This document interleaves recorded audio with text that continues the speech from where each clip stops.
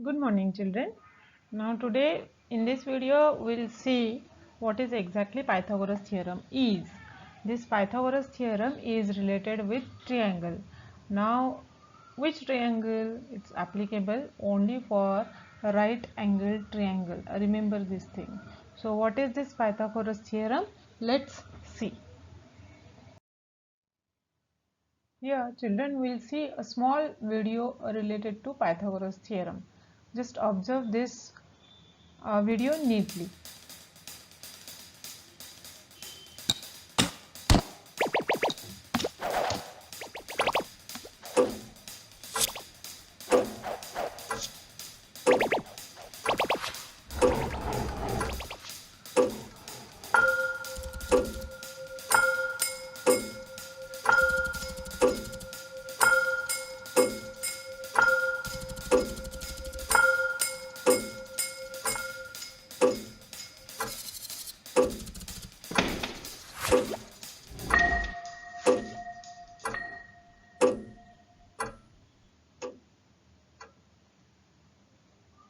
Did you observe this video neatly?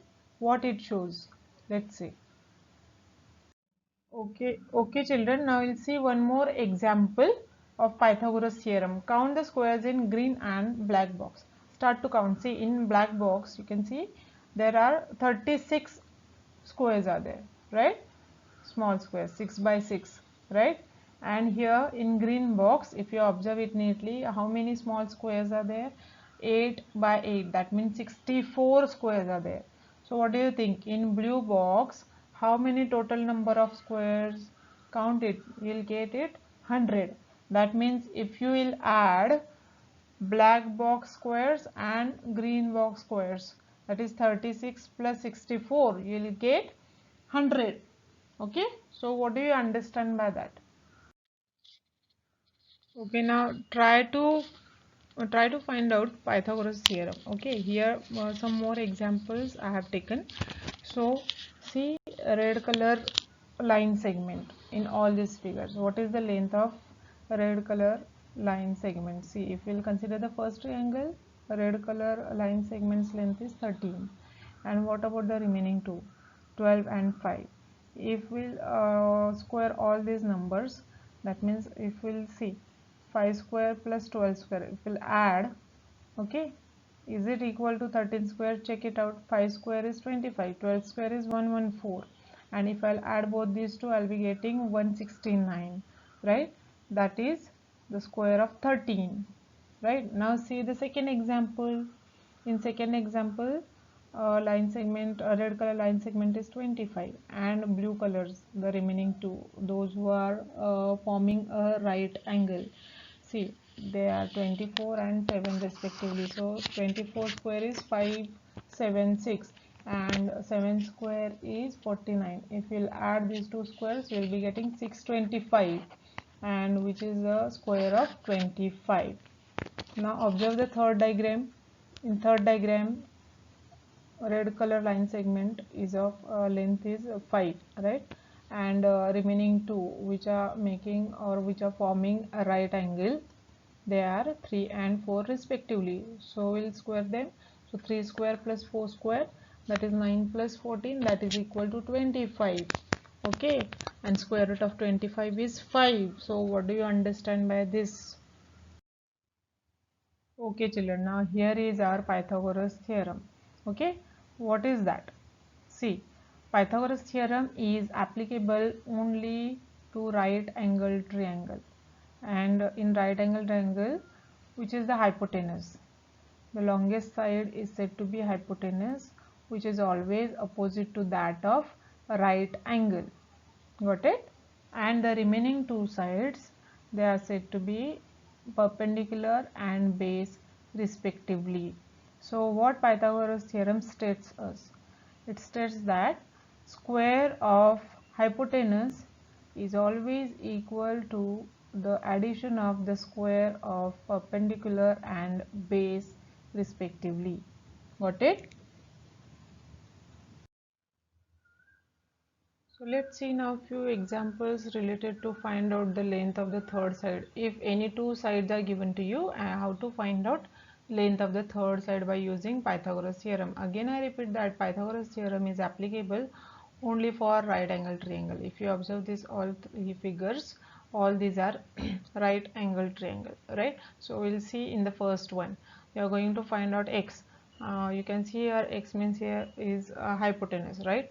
So we'll add the squares of the remaining two sides. So 6 square plus 8 square, that is equal to 36 plus 64, that is equal to 100, and square root of 100 is 10. So here in the for first figure, value of x is 10. Now see the second figure. In second figure they said to find out value of y, that is perpendicular. So again we'll use here Pythagoras theorem. According to Pythagoras theorem, what we'll do, we'll subtract hypotenuse and square of the hypotenuse and square of base, right? So y square is equal to, you'll get 12 square minus 8 square. So 12 square is 144 and 8 square is 64. So subtraction of 144 minus and 64 is 80. So y square is equal to 80. So we'll take square roots on both sides. So we'll get y is equal to square root of 80. Got it? Now see our third figure also. In third figure they said to find out value of x, that means here x is a base. Okay, so again we'll use here Pythagoras theorem. So according to Pythagoras theorem, here x square is equal to 10 square minus 6 square, right?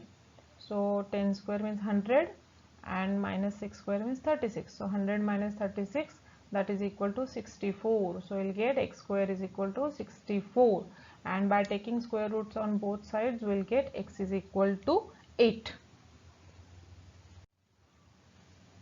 So by using Pythagoras theorem you can find out hypotenuse. If out of these three sides, if any two sides are given, you can find out the third one.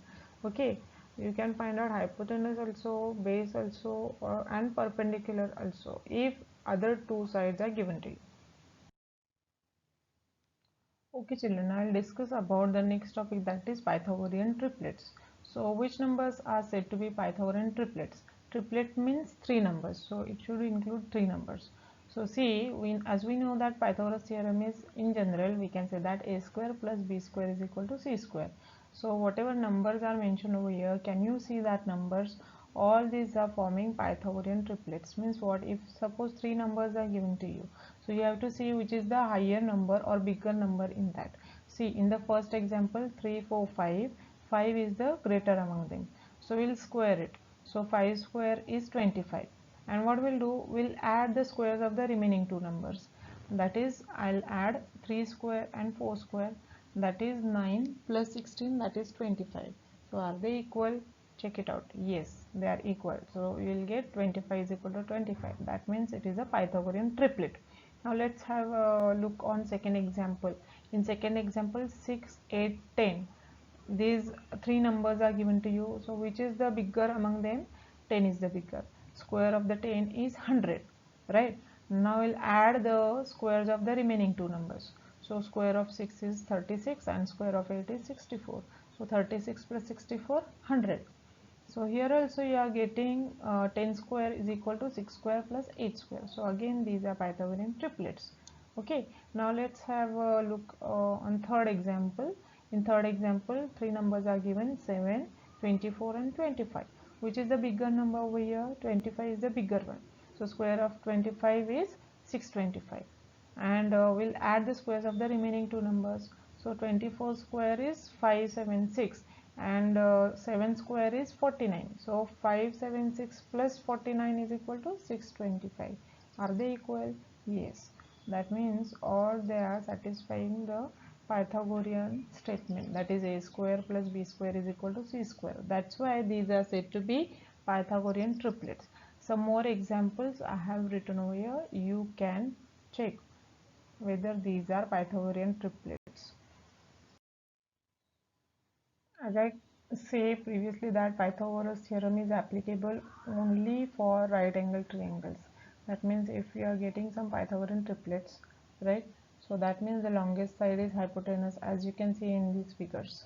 Okay, and the remaining two sides are perpendicular and base respectively of that right angle triangle. I hope all of you understood the Pythagoras theorem. So what is Pythagoras theorem? Actually, Pythagoras theorem states that square of the hypotenuse is equal to the addition of the square of base and the square of perpendicular. I hope all of you understood this Pythagoras theorem neatly. Thank you.